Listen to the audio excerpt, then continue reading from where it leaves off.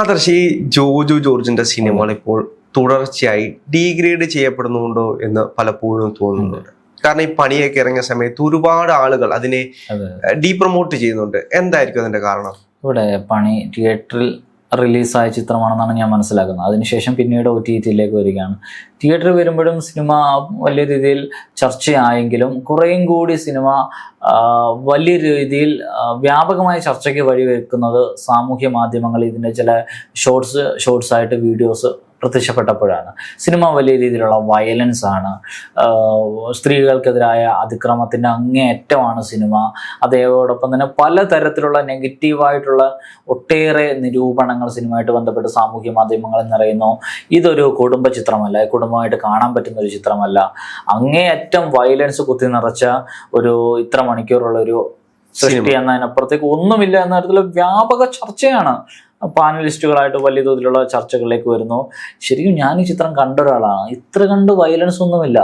ഒരു സിനിമ അതിൻ്റെ എല്ലാ മികവും പുലർത്തി എന്താണോ സിനിമ പ്രമേയമാക്കുന്നത് ആ പ്രമേയത്തെ കൃത്യമായിട്ട് അവതരിപ്പിക്കാൻ അതിലെ താരങ്ങൾക്കും അതിൻ്റെ അണിനിരുന്നവർക്കും എല്ലാം കഴിഞ്ഞിട്ടുണ്ട് എന്ന് വേണം മനസ്സിലാക്കാൻ. എനിക്ക് തോന്നുന്നു അതിന്റെ അപ്പുറത്തേക്ക് ഇന്ന് ഇറങ്ങുന്ന മലയാള സിനിമകളിലെ പല സിനിമകളും കൃത്യമായ ഒരു അജണ്ടയുടെ ബേസിൽ ഡീഗ്രേഡ് ചെയ്യപ്പെടുന്നുണ്ട്. കാരണം ഇതിനകത്തെല്ലാം ഓരോ ഗ്രൂപ്പുകൾ ഉള്ളതായിട്ട് ഒരുപാട് കോൺസ്പിറൻസികൾ ഉണ്ട് ഈ സിനിമയെ സംബന്ധിച്ചാണെങ്കിലും. ഇവിടെ സിനിമയെ പ്രധാനമായിട്ടും ഒരു കാലഘട്ടത്തിലൊക്കെ സിനിമ കലാസ്വാദനത്തിന്റെ തേങ്ങ മാങ്ങാന്നൊക്കെ പറയാറൊക്കെ ഉണ്ട്. അതായത് ഒരു സിനിമ പുറത്തേക്ക് വരുമ്പോൾ അതിൻ്റെ ഏറ്റവും മികച്ച ഒരു കലാസൃഷ്ടിയായിട്ട് പുറത്തിറക്കുക. എന്നാൽ ഇന്ന് സിനിമകൾ പൊതുവെ വാണിജ്യ സാധ്യതകൾ മുൻനിർത്തി തന്നെയാണ്. എന്തായാലും സിനിമ എന്ന് പറയുന്ന ഒരു ബിസിനസ് പറയാനും കഴിയില്ല. കാരണം ഇതിന് വലിയ പണ്ടത്തെ പോലെയല്ല, കോടികൾ ചെലവ് വരുന്നു, അതിനപ്പുറത്തേക്കുള്ള കോടികൾ ലാഭമുണ്ട്. ഇത്രയും ആളുകൾക്ക് സിനിമ ഒരു ഉപജീവന മാർഗം കൂടിയാണല്ലോ. വാണിജ്യ താല്പര്യത്തെ ഒന്നും നമ്മൾ ചോദ്യം ചെയ്യുകയൊന്നുമല്ല. എന്നാലും വാണിജ്യം കലയെ ഹൈജാക്ക് ചെയ്യുന്ന ഒരു തരത്തിലേക്ക് പോകുമ്പോൾ ഏത് വിധേനയും പണം ഉണ്ടാക്കുക എന്നുള്ളൊരു മാർഗത്തിലൊന്നായി സിനിമയും ചില ആളുകൾ തിരഞ്ഞെടുക്കപ്പെടുമ്പോൾ മികവാർന്ന കലാസൃഷ്ടികൾ പലപ്പോഴും പരാജയപ്പെട്ടു പോകുന്നു. അല്ല, കലാകാരന്മാരെ കൂടെ നമ്മൾ പുറത്താക്കുമ്പോഴാണ് ഈ ഒരു വിഷയം വരുന്നത്. കലയെ മാത്രമല്ല, കലാകാരന്മാരെയും അതേപോലെ തന്നെ സിനിമയിൽ നിന്നും പുറത്താക്കുന്നു ചിലരുടെ അജണ്ടയ്ക്ക് ബേസ് ചെയ്ത്. ഇപ്പൊ കഴിഞ്ഞ തവണ ഉണ്ണികൃഷ്ണൻ മറ്റേ ഒരു ക്യാമറാമാനെ സിനിമയിലെ മറ്റേ സംഘടനയിൽ നിന്നും ഒന്ന് പുറത്താക്കിയായിരുന്നു. അത് വാട്സപ്പ് ഗ്രൂപ്പില് ഒരു സുഹൃത്തിന്റെ ചികിത്സയുമായി ബന്ധപ്പെട്ടൊരു വോയിസ് ഇട്ടൈനാണ്. അങ്ങനെ പല അജണ്ടകൾ ഇപ്പോഴും മാടമ്പിത്തരം കൊണ്ട് നടക്കുന്ന ഒരുപാട് സിനിമാ സംവിധായകരും നടന്മാരും നായകന്മാരും ഒക്കെ ഉണ്ട് എന്ന്. ഈ സിനിമയ്ക്കുള്ളിൽ ഉണ്ടാകുന്ന പ്രശ്നങ്ങൾക്കൊന്നും പലപ്പോഴും പരാതികളൊന്നും ഉയർന്നാലും വലിയ ഹേമ കമ്മിറ്റി റിപ്പോർട്ടൊക്കെ നമ്മൾ കണ്ടതാണ്.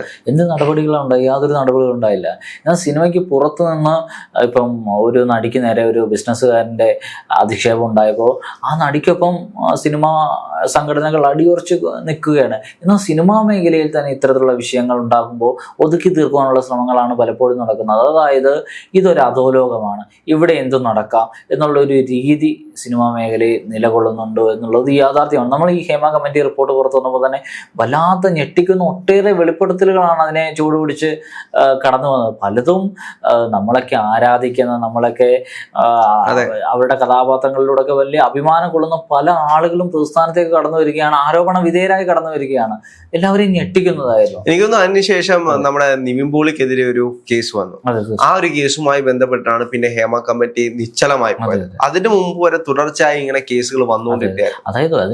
അതായത് ചില പരാതികൾ വ്യാജമായി ഉണ്ടാകപ്പെടുന്നു എന്നുള്ളത് ശരിക്കും നമുക്കറിയാമല്ലോ.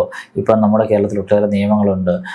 സ്ത്രീ അതിക്രമങ്ങൾക്കെതിരായിട്ടും കുട്ടികൾക്കെതിരായിട്ടുള്ള അതിക്രമങ്ങൾക്കെതിരായിട്ടുള്ള നിയമങ്ങൾ ഏറെക്കുറെ ശക്തവുമാണ്.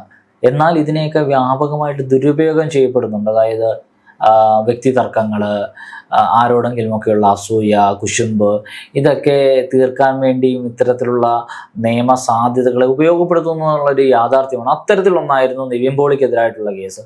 ഈ നിവിൻ പോളിക്കെതിരായിട്ടുള്ള കേസ് വലിയ രീതിയിൽ ചർച്ചയായതോടെ ശരിക്കും പരാതിയുള്ള നിയമവിരുദ്ധമായിട്ടുള്ള അതിക്രമങ്ങൾ നടന്നിട്ടുള്ള പല കേസുകളും തേഞ്ഞു മാഞ്ഞു പോകുന്നതിന് നിവിൻ പോളിക്കെതിരായിട്ടുള്ള വ്യാജ പരാതി കാരണമായിട്ടുണ്ട് എന്ന് വേണം നമ്മൾ മനസ്സിലാക്കാൻ. എനിക്ക് തോന്നുന്നു അതിനപ്പുറത്തേക്ക് ഇപ്പൊ സിനിമകളിലെല്ലാം ഓരോ ഗ്രൂപ്പുകൾ ഹൈജാക്ക് ചെയ്യപ്പെടുന്നുണ്ട് എന്ന് പല കോൺസ്പിറൻസിലും ഉണ്ട്. ഇപ്പം ബേസി ജോസഫിന്റെ ഒരു യൂണിവേഴ്സ് ആണെങ്കിലും അതെ അപ്പുറത്തേക്ക് മട്ടാഞ്ചേരി മാഫിയയുടെ ഒരു യൂണിവേഴ്സ്, അങ്ങനെ പല പല യൂണിവേഴ്സുകളെ പറ്റി ഒരുപാട് കോൺസ്പിറൻസികളുണ്ട്. ഇവിടെ ബേസിൽ എന്ന് പറയുന്നത് മലയാള സിനിമയ്ക്ക് പുതിയൊരു സൗഹൃദത്തിൻ്റെയും ഒരു വല്ലാത്ത സൗഹൃദ അന്തരീക്ഷം സിനിമകളിലാണെങ്കിലും വ്യക്തിജീവിതത്തിലായാലും പറയുന്നൊരു ആളാണ് ബേസിൽ. ഇപ്പോൾ നടൻ എന്ന നിലയിൽ, സംവിധായകൻ എന്ന നിലയിൽ ബഹുമുഖ പ്രതിഭയാണ്. അദ്ദേഹത്തിന് സംവിധാനം ചെയ്യുന്ന ചിത്രങ്ങളാകട്ടെ, അദ്ദേഹം അഭിനയിക്കുന്ന ചിത്രങ്ങൾ ഇന്ന് താരമൂല്യമുള്ള തിയേറ്ററുകളിൽ എല്ലാ വിഭാഗം ആളുകൾക്കും ഒരേപോലെ സ്വീകാര്യനാകുന്ന ചുരുക്കം പേരിൽ ഒരാളാണ് ബേസിൽ ജോസഫ്. ബേസിലിന്റെ അഭിനയ മികവ്, വളരെ സ്വാഭാവികമായ അഭിനയങ്ങളാണ് അദ്ദേഹത്തിൽ നിന്നുണ്ടാകുന്ന. തമാശകളാകട്ടെ, ഈ ഗുരുവായൂർ അമ്പല നടയിലായാലും അതിനുശേഷം ബേസിൽ തന്നെ നായകനായ ഒരു ചിത്രം പുറത്തേക്ക് വന്നു. അത്തരത്തിലുള്ള ചിത്രങ്ങളിലൊക്കെ ആയാലും ബേസിൽ വളരെ നിഷ്കളങ്കമായ അവതരണമാണ്. തമാശകൾ ഉണ്ടാകുന്നതാകട്ടെ, മറ്റ് അതിനപ്പുറത്തേക്ക് ഒരുപാട് നടന്മാരെ അദ്ദേഹം സംഭാവന ചെയ്തിട്ടുണ്ട്. ഒരു താൻ മാത്രം എന്നതിനപ്പുറത്തേക്ക് തനിക്കൊപ്പം ഒരുപാട് ആളുകളെ മലയാള സിനിമയിൽ പടുത്തുയർത്തുവാനും കൈപിടിച്ച് കൊണ്ടുവരുവാനും ബേസിൽ ജോസഫ് എന്ന നടൻ കഴിഞ്ഞു. അതുപോലെ ആളുകൾ ഇപ്പം തന്നെ കഴിഞ്ഞ ദിവസം മമ്മൂട്ടിക്കും മോഹൻലാലിനും ഇടയിൽ ടൊവിനോയും ബേസിനും അടങ്ങുന്ന ഒരു ചിത്രം സാമൂഹ്യ മാധ്യമങ്ങളിൽ വൈറലാണ്. അതിന് അവരിട്ട 2 ക്യാപ്ഷൻ. ടൊവിനോ പറയുന്നത് വൻ മരങ്ങൾക്കിടയിൽ എന്ന് പറയുമ്പോൾ ബേസിൽ പറയുന്നത് മൊട്ട പപ്സിലെ മൊട്ടയാണ് ഞങ്ങൾ എന്ന് പറയുന്നത്.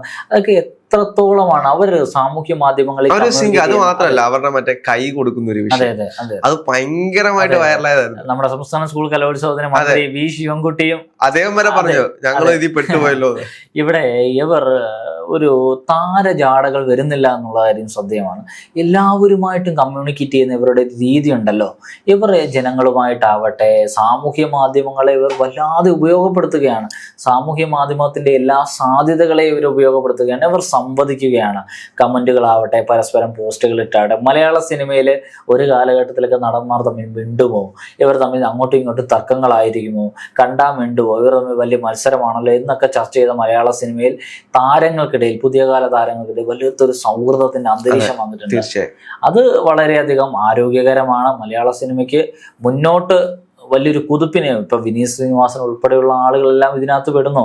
ഇപ്പൊ ഇതിനകത്തേക്ക് വരുമ്പോൾ നമ്മളുടെ സമീപകാലത്ത് അനശ്വര രാജനും അമിതയും അടുത്ത സുഹൃത്തുക്കളാണ്. ഇപ്പം പ്രേമലു ആവട്ടെ, 2 ഈ സമീപകാലത്ത് മലയാള സിനിമയിൽ മുന്നേറ്റം നടത്തുന്ന 2 നായികന്മാരാണ് മമിതയും അനശ്വരയും. ഇവർ തമ്മിൽ വലിയ തർക്കങ്ങളാണെന്നുള്ള തരത്തിൽ ചില ഓൺലൈൻ മീഡിയയിലൊക്കെ ഒരു സംസാരം ഉണ്ടായി. അവർ 2 പേരും അതിനെ എതിർക്കുകയാണ്. ഞങ്ങൾ നല്ല സുഹൃത്തുക്കളാണ്, ഞങ്ങൾക്കിടയിലുള്ള ആരോഗ്യകരമായ മത്സരം മാത്രമാണെന്ന് ഇരുവരും പറഞ്ഞു വെക്കുന്നുണ്ട്. തീർച്ചയായും.